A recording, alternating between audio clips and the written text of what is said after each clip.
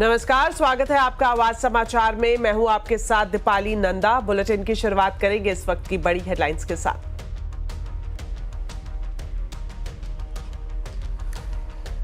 Tehran में Nasrallah की याद में शोक सभा में उमड़ा जन सैलाब। सुप्रीम लीडर खामनेई गरजे, कहा इजराइल का करेंगे सफाया। मुस्लिम एकता के लिए अरब देशों से की अपील। इधर इजरायली हमले में नए हिजबुल्लाह चीफ हाशिम सैफेदीनी के मारे जाने का दावा।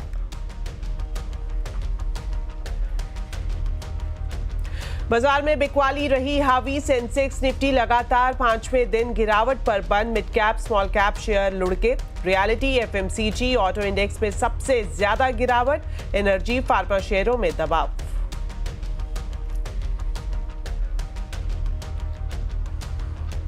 पांच साल में देश की प्रति व्यक्ति आय दोगुना करेगा भारत। एफएम निर्मला सीतारमण का बयान, कहा फिस्कल डेफिसिट 4.9% पर लाने के लिए सरकार कमिटेड, लेकिन जियोपॉलिटिकल सिचुएशन से भारत की तरक्की को खतरा।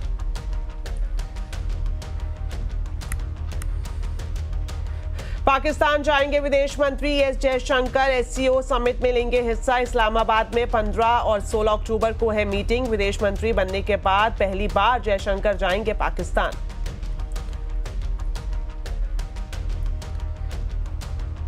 तिरुपति लड्डू विवाद में सुप्रीम कोर्ट का स्वतंत्र एसआईटी जांच का आदेश। 5 सदस्यों की नई एसआईटी में सीबीआई, आंध्र प्रदेश पुलिस और फसाई के अधिकारी होंगे शामिल।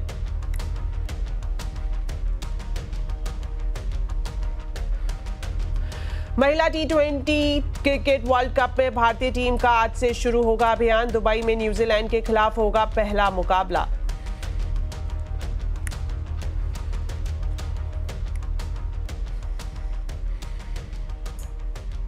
तो ईरान की राजधानी तेहरान में आज हिजबुल्लाह चीफ नसरुल्लाह की याद में शोक सभा हुई। इसमें जन सैलाब उमड़ा और शोक सभा में ईरान के सर्वोच्च नेता अली खामनेई भी शामिल हुए।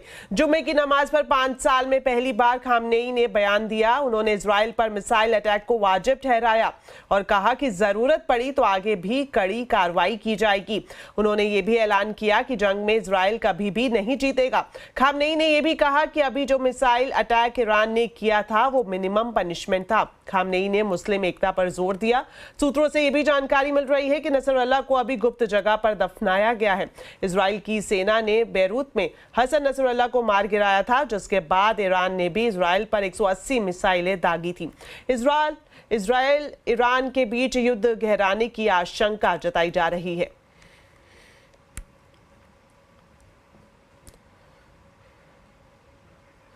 इजराइल ने लेबनान की राजधानी बैरूत पर कल भी हमले जारी रखे। इजरायली मीडिया ने हिजबुल्लाह के नए चीफ हाशिम सैफेदीन को मार गिराने का दावा किया है। इजराइल के मुताबिक दक्षिण बैरूत में एक बंकर में हाशिम सैफेदीन हिजबुल्लाह के दूसरे शीर्ष नेताओं के साथ बैठक कर रहा था। हालांकि अभी तक ये स्पष्ट नहीं है कि इस हमले में हाशिम की मौत हो गई है या फिर वह बच गया है। हिजबुल्लाह की तरफ से कोई बयान जारी नहीं किया गया है। इधर दक्षिणी लेबनान में इजराइल ने दबाव और बढ़ा दिया है। इजराइल ने 20 और कस्बों के लोगों को जगह छोड़ने की चेतावनी जारी की है। वहीं लेबनान और सीरिया को जोड़ने वाली एक प्रमुख सड़क भी इजरायली हमले में कट गई है, जिसके चलते सीरिया की तरफ से पलायन कर रहे लोग मुसीबत में आ गए हैं।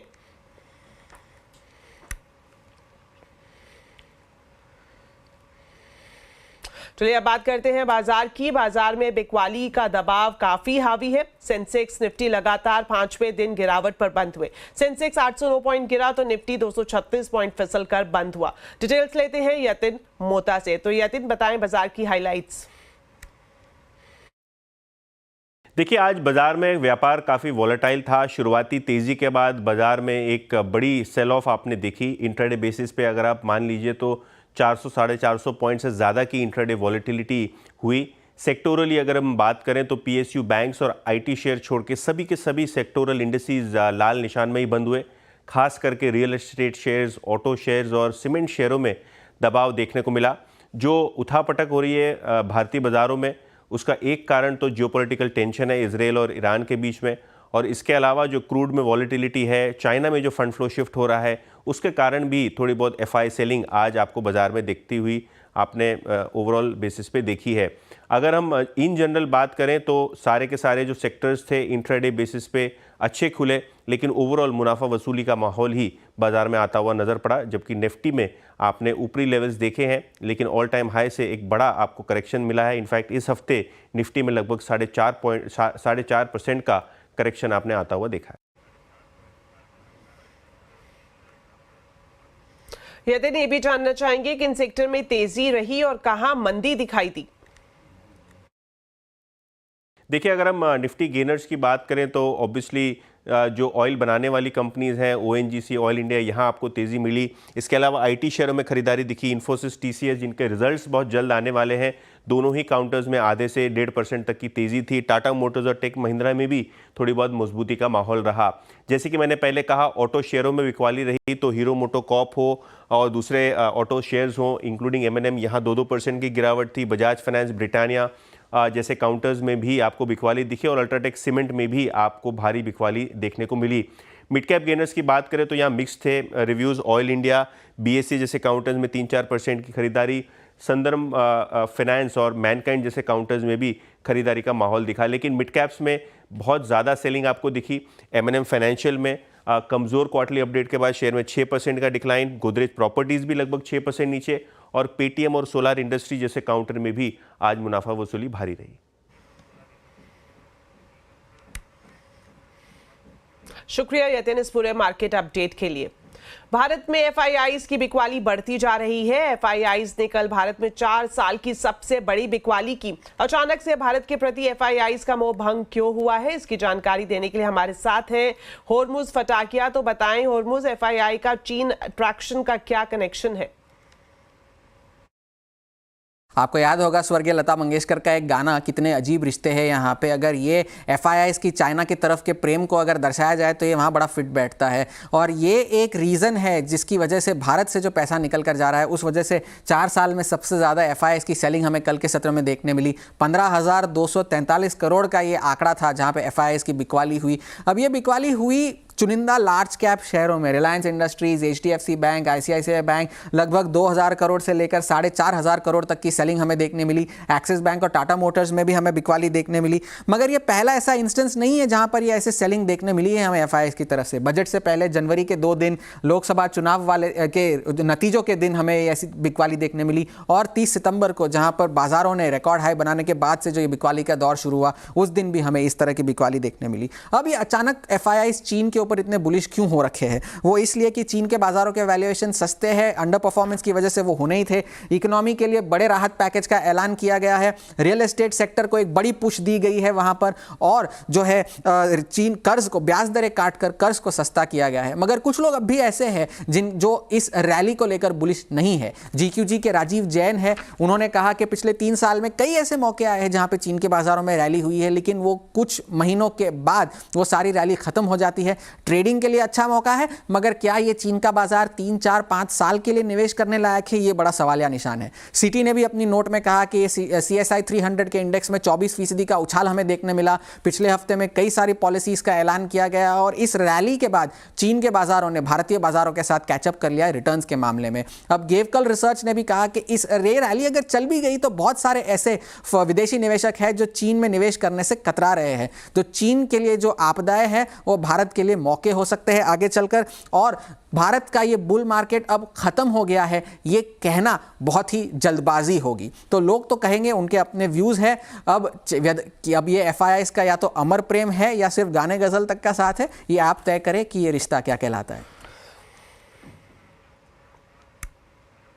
शुक्रिया होर्मुज ये पूरी जानकारी के लिए। तो भारत में एफआईआईज अब फिर से चीन की तरफ मुड़ रहे हैं। इस पर बातचीत करने के लिए हमारे साथ जुड़ रही हैं एडलवाइज एएमसी की MD and CEO Radhika Gupta.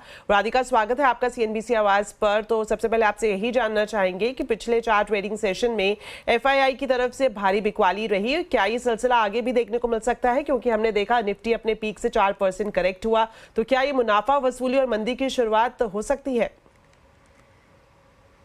See, I think 4% correction from the peak को तो मैं करेक्शन भी नहीं मानूंगी। इनफैक्ट आई थिंक बाजार में किसी भी पॉइंट पे 10 से 15% का करेक्शन तो हो ही सकता है। अगर आप बड़े से बड़े बुल मार्केट्स देखें, अगर आप 2004, 5, 6 जैसे भी ईयर्स देखें, जब बाजार ने बहुत अच्छे रिटर्न्स दिए हैं, उनमें भी इन द मिडल आपको 10 से 15% का करेक्शन दिख सकता है। तो इसको तो मैं बहुत वो नहीं मानती। आई थिंक पिछले 3-4 दिनों से नॉट जस्ट इंडिया, काफ़ी इमर्जिंग मार्केट्स में आपने ये करेक्शन देखा है, जियोपॉलिटिकल अनसर्टेनिटी के कारण।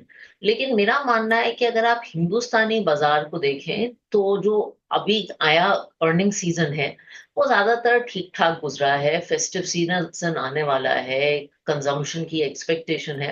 तो आई थिंक जब तक हमारी अर्निंग्स लेड रिकवरी है और लोकल फ्लो स्ट्रांग है, होपफुली ये करेक्शंस बहुत डीप नहीं रहेंगे।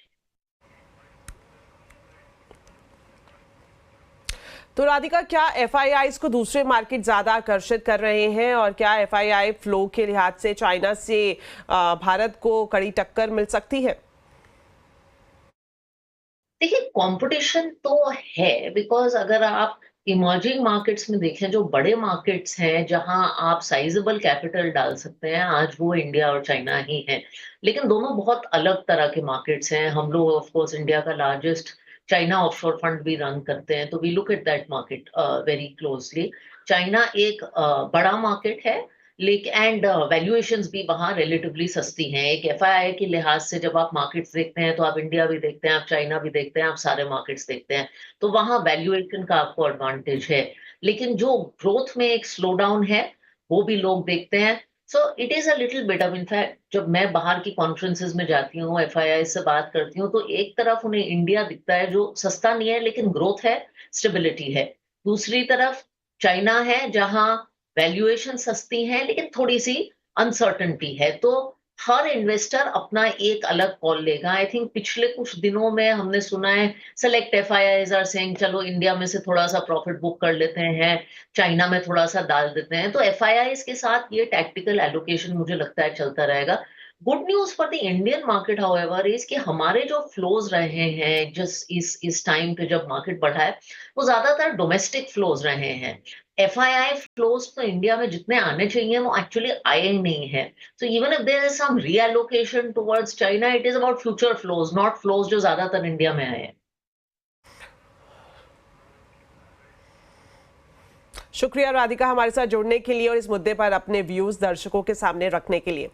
अमेरिकी राष्ट्रपति जो बाइडेन के एक बयान से इंटरनेशनल मार्केट में कच्चे तेल की कीमतों में जोरदार उछाल देखने को मिल रहा है। एक महीने की ऊंचाई के साथ ब्रेंट 78 के पार निकल गया। कहां तक जा सकते हैं ये दाम और कब गिरावट की उम्मीद की जानी चाहिए, इस पर बात करने के लिए हमारे साथ मौजूद हैं मेरी सहयोगी मनीषा गुप्ता। तो मनीषा जी, क्रूड में भी उबाल दिखाई दे रहा है, बताएं क्या है जानकारी। यूक्रेन का जब कॉन्फ्लिक्ट हुआ था उस पर जाएं तो जून 2022 में जब ये हुआ था तब हमने क्रूड ऑयल प्राइसेस को $122 तक जाता हुआ देखा था। ऑफ कोर्स उस साल की क्लोजिंग काफ़ी नीचे $85 के आसपास आई थी। इस बार इस साल का हाई अब तक का 91 है। And even as Middle East में ये सब कुछ चल रहा है, उसके बावजूद भी कोई बहुत ज़्यादा तेज़ी अब तक देखने को नहीं मिली है। वो इसलिए क्योंकि कच्चे तेल के ऊपर डायरेक्टली चाहे वो फैसिलिटीज़ है, ट्रांसपोर्टेशन है, कोई अटैक नहीं हुआ है और हम एक ग्लोबल सरप्लस से जूझ रहे हैं। लेकिन सितंबर में 9% की गिरावट थी कच्चे तेल में। अक्टूबर में इस हफ्ते में हमने करीबन 9% की तेजी आते हुए देखी है कच्चे तेल में। इस हफ्ते की शुरुआत $71 के साथ हुई थी और 78 के ऊपर हम इस बार यहां पर फिलहाल खड़े हैं। तो क्लियरली बहुत ज्यादा तेजी है। वो इसलिए भी है क्योंकि आप एक वीकेंड में जा रहे हैं और अगर इजराइल ईरान पे रिटेलिएट इस वीकेंड पे करेगा तो आप एक शॉर्ट पोजीशन के साथ नहीं जाना चाहेंगे, इसलिए लोग खरीद के जा रहे हैं। अब इसमें 3 सिनेरियोज बन रहे हैं। एक तो ये कि अगर इजराइल यहाँ पर ईरान की ऑयल फैसिलिटीज़ पे अटैक करता है तो आप $6 से $7 की तेज़ी इमीडिएटली आता हुआ देखेंगे।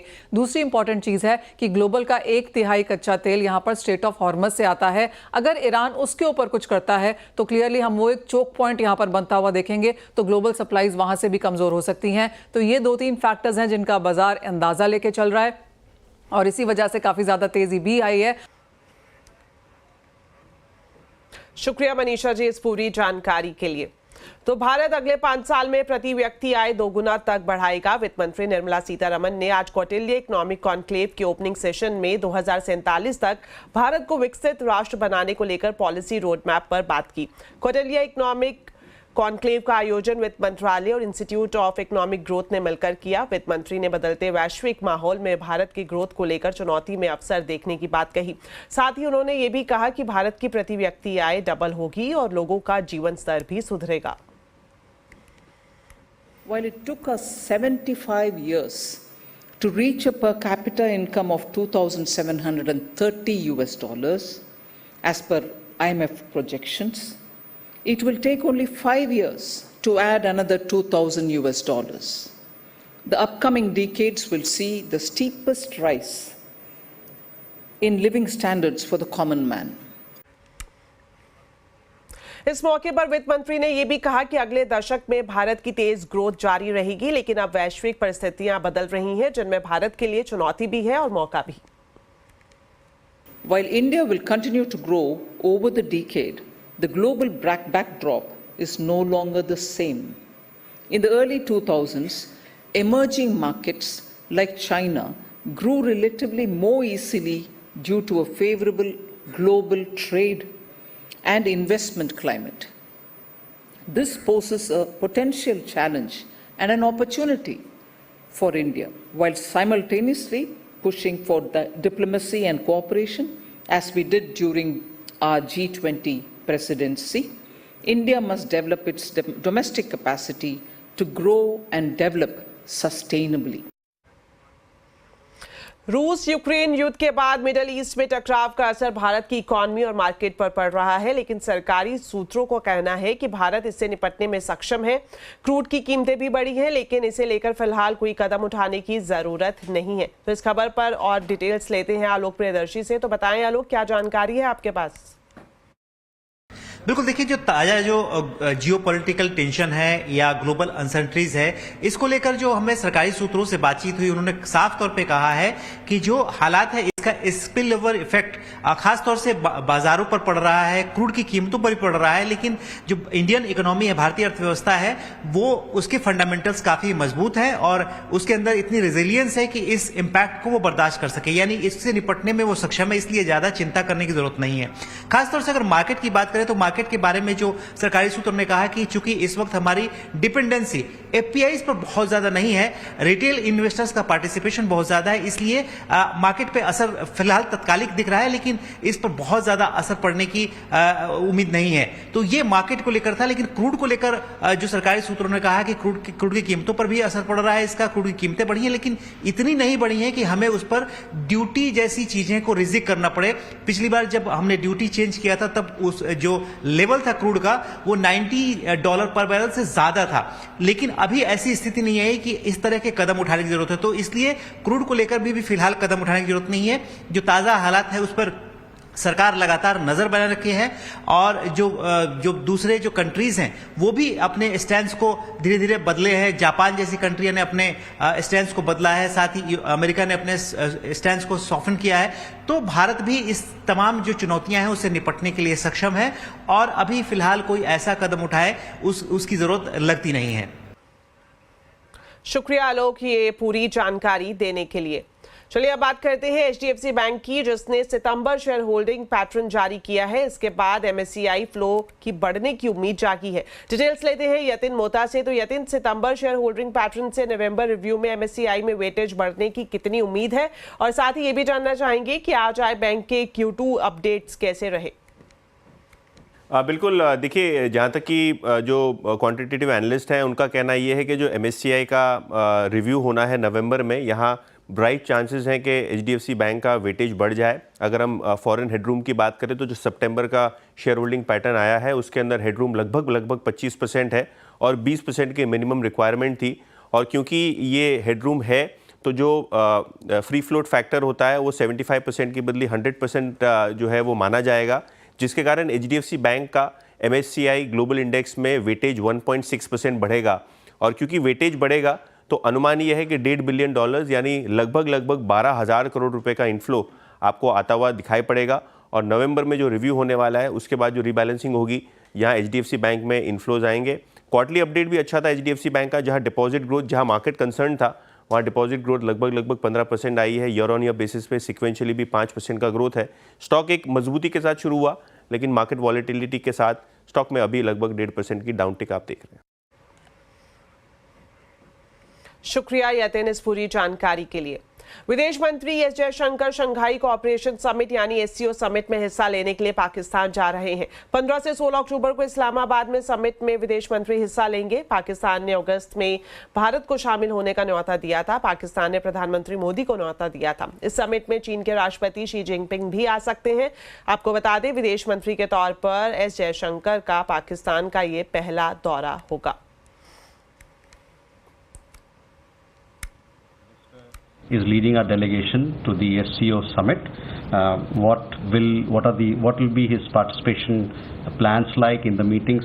I don't have a clear idea at this point in time, but surely closer to the meeting we'll be sharing with you what are the kind of engagements he'll have. On the other question regarding President Muizzu, he will be arriving here on 6th evening.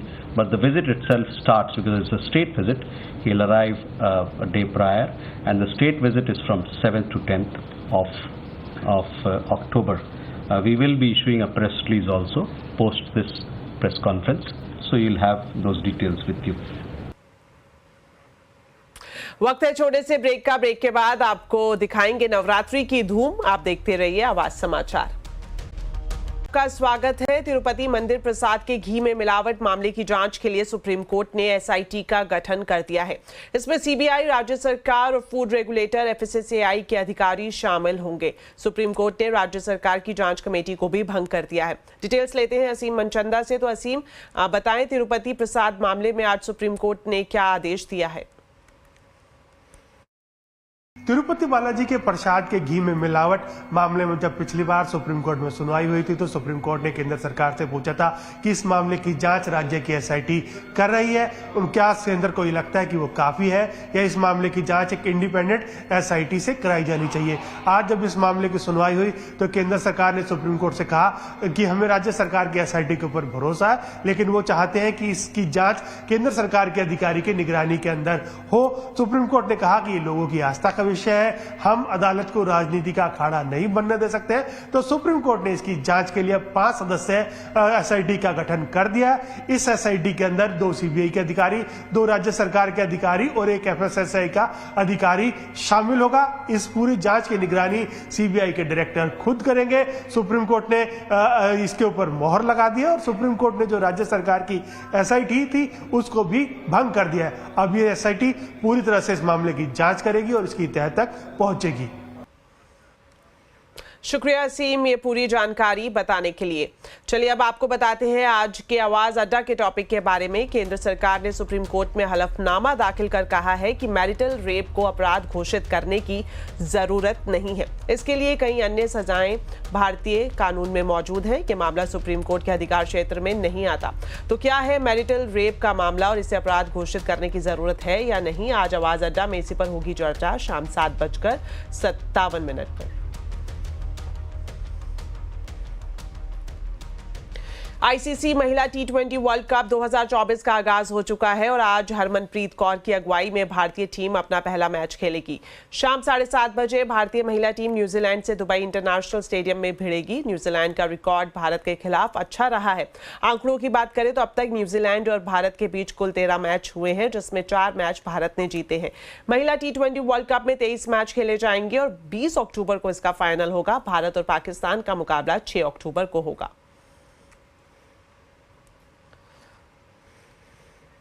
अब आपको दिखाते हैं bulletin में नवरात्रि की धूम।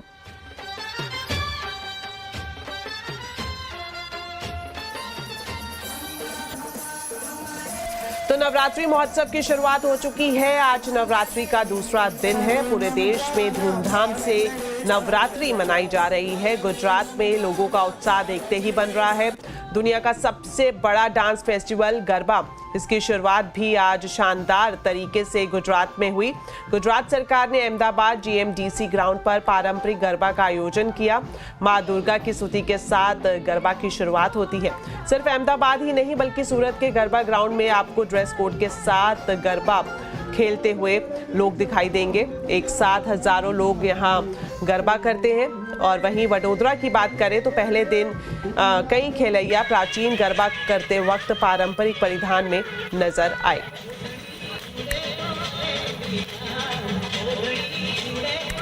तो इस Navratri CNBC आवाज पर हम आपके लिए लेकर आए हैं स्त्री शक्ति की कुछ ऐसी कहानियां जो हम सबको ये प्रेरित करती हैं कि अगर ठान लिया जाए तो हम कुछ भी कर सकते हैं। ऐसी ही एक कहानी है कृति सिंह की। कीर्ति ने भारत का number 1 gaming app hit wicket बनाया है, जिनसे बात की है हमारी सहयोगी शिप्पा राणा ने।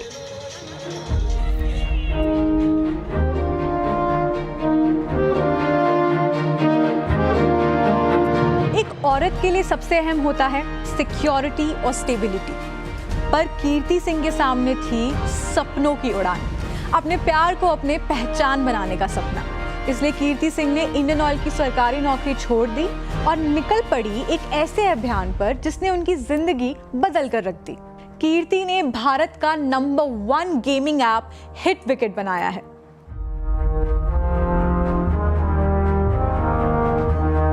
ट्वेल्थ क्लास में मैं मेरे स्कूल की हेड गर्ल थी और जब मैं 8th स्टैंडर्ड में थी तो मैं इंडिया की सबसे यंगेस्ट स्टूडेंट थी जिसको NCC ने सेलेक्ट किया था यूनाइटेड किंगडम जाने के लिए।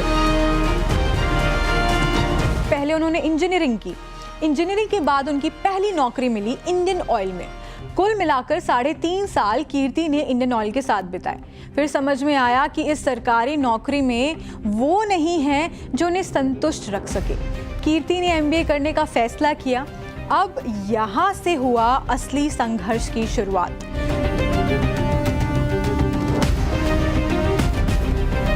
इंडियन ऑयल में मैंने 3.5 इयर्स तक जॉब करी और फिर मुझे लगा कि मैं फर्दर स्टडीज़ करना चाहती हूँ और मैं कुछ लाइफ में ऐसा करना चाहती हूँ जहाँ पे मैं ज़्यादा इम्पैक्ट क्रिएट कर सकूँ।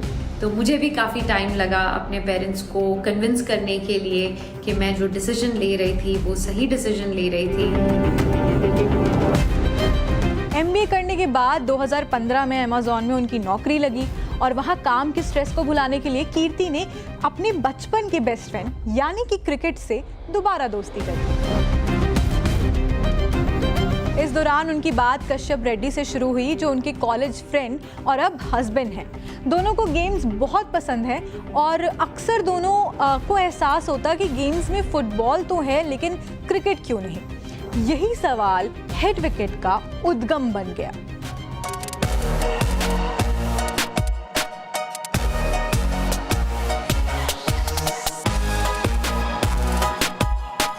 कीर्ति मिसाल है कि कदम दर कदम बढ़ाते हुए हम आसमान छू सकते हैं। नारी अगर तू ठान ले तो जहां तक तेरी सोच जाती है वहां तक तेरा कारवां भी जाएगा। एक बार तो अपने दिल की सुन ले, पूरा तेरा ये सारा जहां हो जाएगा। तो चलिए मेरे साथ आवाज समाचार में इतना ही, लेकिन जाने से पहले आपको बताते हैं आज के कंज्यूमर अड्डा के टॉपिक के बारे में। नवरात्रि पर उपवास के वैज्ञानिक फायदे हैं, लेकिन इसके लिए व्रत का सही तरीका जानना भी जरूरी है, इसलिए देखना मत भूलिए उपवास पर हमारा खास कार्यक्रम 5:57 पर व्रत उपवास सेहत का लाभ।